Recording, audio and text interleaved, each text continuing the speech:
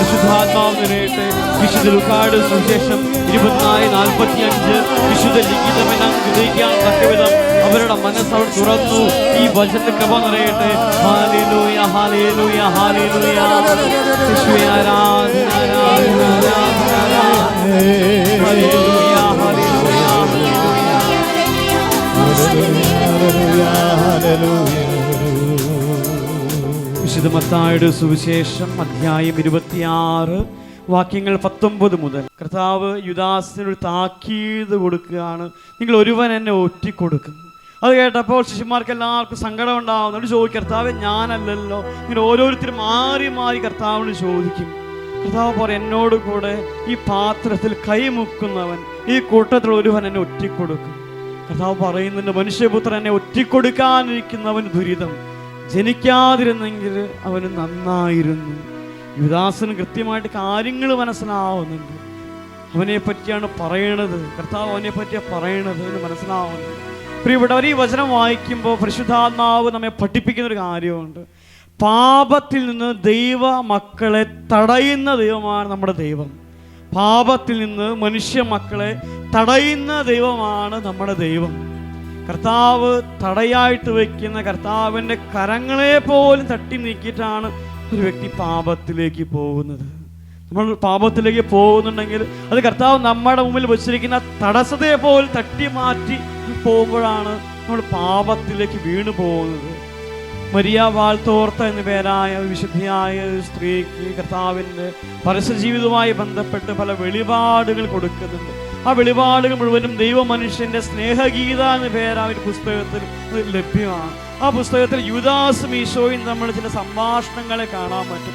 യുദാസും ഈശോയും ഒരു ഒറ്റയ്ക്ക് ഇങ്ങനെ സംസാരിക്കുന്നുണ്ട്. അങ്ങനെ ഒറ്റയ്ക്ക് സംസാരിക്കുന്ന വേളയിൽ കർത്താവ് യുദാസിനെ ഈ അഹങ്കാരം എന്ന പാപം എന്താണ്, അതിൻ്റെ ഫലം എന്താണ്, അതെങ്ങനെ ഒരു മനുഷ്യൻ്റെ ആത്മാവിൽ വ്യത്യാസം ഉണ്ടാകും, അതെങ്ങനെ ഒരുവനെ നാശത്തിലേക്ക് കൊണ്ടുപോകും, ഇതിനെപ്പറ്റിയൊക്കെ പഠിപ്പിച്ചു കൊടുക്കുന്നുണ്ട്. അങ്ങനെ പഠിപ്പിക്കുന്ന വേളയിൽ ഈ ആത്മഹത്യയെ പറ്റിയൊക്കെ യുദാസ് സംശയം ചോദിക്കും. ആത്മഹത്യ ഒരു വ്യക്തി ചെയ്യുമ്പോൾ അത് അതിൻ്റെ മേൽ പാപമുണ്ടെന്ന് കർത്താവിനോട് അവനെ സംശയം ചോദിക്കും. കർത്താവ് കൃത്യമായിട്ട് പറയും, ഈ അഹങ്കാരത്തിൻ്റെ ഒരു ഉപ ഉൽപ്പന്നമാണ് ആത്മഹത്യ എന്ന് പറയുന്നത്. കാരണം ആ ദൈവത്തിന് അവൻ്റെ മേൽ അവളുടെ മേലുള്ള അധികാരത്തെ അത് അംഗീകരിക്കുന്നില്ല. അവൻ്റെ ദൈവം അത് അവൻ തന്നെയാണ്, അവളുടെ ദൈവം അവൾ തന്നെയാണ്. അതുകൊണ്ട് ഒരു വ്യക്തി അത് അഹങ്കാരം മൂലമാണ് ആത്മഹത്യക്ക് പോകും. ഇതിനെപ്പറ്റി കർത്താവ് കൃത്യമായിട്ട് യുദാസിനെ പഠിപ്പിച്ചു. കാരണം കർത്താവിന് അറിയാം, ഈ ആത്മഹത്യാ ചിന്തയുടെ അരൂപി അവൻ്റെ മേൽ കണ്ണ് വെച്ചിട്ടുണ്ട്. ഒരു കർത്താവ് കൃത്യമായിട്ട് താക്കീത് കൊടുക്കുകയാണ്. അതിൽ നിന്ന് എങ്ങനെയെങ്കിലും അവൻ മാറിപ്പോകാൻ വേണ്ടി യുദാസിന് കർത്താവ് പലവട്ടം സുവിശേഷങ്ങളിൽ തന്നെ പലവട്ടം താക്കീത് കൊടുക്കുന്നത് കാണാൻ പറ്റും. ഹല്ലേലൂയ, യേശുവേ ആരാധന, യേശുവേ ആരാധന. കാരണം ഒരു തൻ്റെ മകളെ പാപം കീഴ്പ്പെടുത്തുന്നത് അത് കർത്താവിന് സങ്കടമുള്ള കാര്യമാണ്. ഒരു മനുഷ്യാത്മാവിനെ പാപം കീഴ്പ്പെടുത്തി അടിമയാക്കി വെക്കണത്, നഷ്ടപ്പെടുത്തി കളയണത് അത് കർത്താവിന് സങ്കടമുള്ള കാര്യമാണ്. കാരണം ഓരോ മനുഷ്യാത്മാവിനെ ദൈവം അതുപോലെ സ്നേഹിക്കുന്നുണ്ട്, അതുപോലെ കർത്താവ് ബഹുമാനിക്കുന്നുണ്ട്. യാക്കോബ് ശ്ലീഹ എഴുതിയ ലേഖനം 4:5 വാക്യം, മനുഷ്യനിൽ നിക്ഷേപിച്ച ആത്മാവിനെ ദൈവം അസൂയയോട് അഭിലഷിക്കുന്ന വചനം. മനുഷ്യനിൽ നിക്ഷേപിച്ച ആത്മാവിനെ ദൈവം അസൂയയോട് അഭിലഷിക്കും എന്ന് പറഞ്ഞാൽ ഒരു ആത്മാവ് പോലും നഷ്ടപ്പെട്ടു പോയേക്കരുത്. ഒരാത്മാവ് നഷ്ടപ്പെട്ടു പോകാതെ ഞാൻ സൃഷ്ടിച്ച ആത്മാവ് എനിക്ക് തന്നെ വേണമെന്ന് പറഞ്ഞുകൊണ്ട് ദൈവം അസൂയയോടെ ഓരോ വ്യക്തിയിലുമുള്ള ആത്മാവിനെ ദൈവം സൂക്ഷിച്ച് വീക്ഷിക്കുന്നുണ്ട്. അതുപോലെ കർത്താവ് അസൂയയോടെ കർത്താവ് ആഗ്രഹിക്കുന്നുണ്ട്. ഹല്ലേലൂയ, യേശുവേ ആരാധന. അതുകൊണ്ട് ഒരു വ്യക്തിയുടെ ഹൃദയത്തിൽ ഒരു പാപത്തിൻ്റെ കറ കാണുമ്പോൾ കർത്താവിന് സങ്കടമാണ്. പ്രഭാഷകന്റെ പുസ്തകം 15:20 വാക്യം, പ്രഭാഷകൻ 15:20 പാപം ചെയ്യാൻ കർത്താവ് ആർക്കും അനുവാദം നൽകിയിട്ടില്ല. പാപം ചെയ്യാൻ കർത്താവ് ആരോടും കൽപ്പിച്ചിട്ടില്ല. ഒരുമിച്ച് പറയാം, പാപം ചെയ്യുവാൻ കർത്താവ് ആർക്കും അനുവാദം നൽകിയിട്ടില്ല. പാപം ചെയ്യുവാൻ അവിടുന്ന് ആരോടും കൽപ്പിച്ചിട്ടുമില്ല.